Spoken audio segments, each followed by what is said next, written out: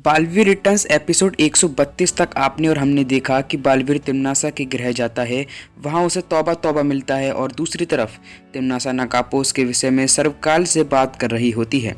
नकाबपोश के आते ही तिम्नासा उसको अपने जाल में फंसा लेती है और वहां पर जाकर उसका नकाब हटाने ही वाली होती है कि उसी समय वहां पर विवान आ जाता है और तिम्नासा का वायरस उसी के ऊपर डाल देता है। वहीं इसके हल के लिए विवान और तिम्नासा लेबोरेटरी जाते हैं। वहां वेमार अपनी चतुराई से एंटीट्यूड को 2 हिस्सों में बंटवा देता है, जिससे सभी धरतीवासी और तिम्नासा ठीक हो जाते हैं।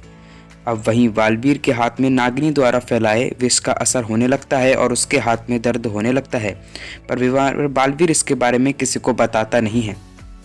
दूसरी तरफ नागिनी तिम्नासा को यह बताते हुए नजर आती है कि बहुत जल्द वह नकाबपोश को सामने लेकर आएगी और उसकी मृत्यु हो जाएगी, लेकिन तिम्नासा दूसरी तरफ नागिनी से यह कहती है कि मुझे वह जीवित चाहिए।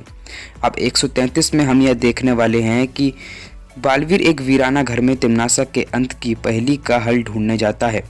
अब वहीं उसे किसी के होने का वहां पर आवाज़ होता है कि वहां पर उसके अलावा वो कोई दूसरा है। अब वह उसे ढूंढता है कि उसके अलावा दूसरा वहां पर कौन है। तो इसी के साथ वह आगे बढ़ता है और खिड़की के पास पहुंचता है, तो वहीं पर उसके कंधे पे किसी का हाथ आता है और बालवीर उसका हाथ पकड़ के उसे गिरा देता है। तो उसे पता चलता है कि वह और कोई नहीं बल्कि अनन्या है। अब अनन्या को वह बुरी तरह से घायल कर देता है। अब अनन्या बुरी तरह से घायल हो जाती है। अब आगे की कहानी जानने के लिए, अब आगे की कहानी हम आपको आगे की वीडियो में बताते हैं और आगे की स्टोरी जानने के लिए आप हमारे चैनल द एक्सपर्ट शो के साथ जुड़े रह सकते हैं और बने रह सकते हैं।